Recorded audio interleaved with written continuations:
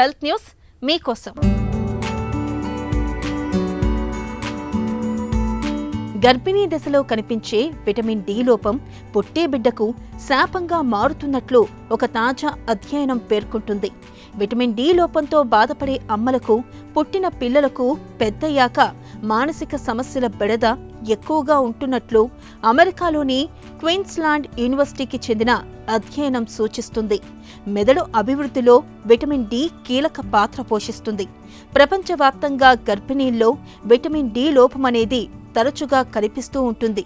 ఈ నేపథ్యంలో తాజా అధ్యయన ఫలితాలు ప్రాధాన్యం సంతరించుకున్నాయి. కుంగుబాటు, బైపోలర్ డిజార్డర్, స్క్రీజోఫ్రేనియా, ఆటిజం, ఏకాగ్రత లోపం, అతి చురుకుతనం వంటి సమస్యల తీరును పరిశోధకులు విశ్లేషించారు. విటమిన్ డి లోపం గల శిశువులకు ముందు ఏడీహెచ్డీ, స్క్రీజోఫ్రేనియా, ఆటిజం తలెత్తే అవకాశాలు ఎక్కువగా ఉన్నాయని తేల్చారు. విటమిన్ డి తీసుకోవడం ద్వారా వీటిని నివారించుకునే వీలు ఉండడం మంచి విషయం. సాధారణంగా చర్మానికి ఎండ తగిలినప్పుడు శరీరమే విటమిన్ డిని తయారు చేసుకుంటూ ఉంటుంది. సాల్మన్, టూనా వంటి కొవ్వుతో కూడిన చేపలు, గుడ్డు పచ్చసొన, పుట్టగొడుగులు వంటి వాటిలోనూ కొంత లభిస్తుంది. ఇప్పుడు విటమిన్ డి కలిపిన పదార్థాలు కూడా లభిస్తున్నాయి.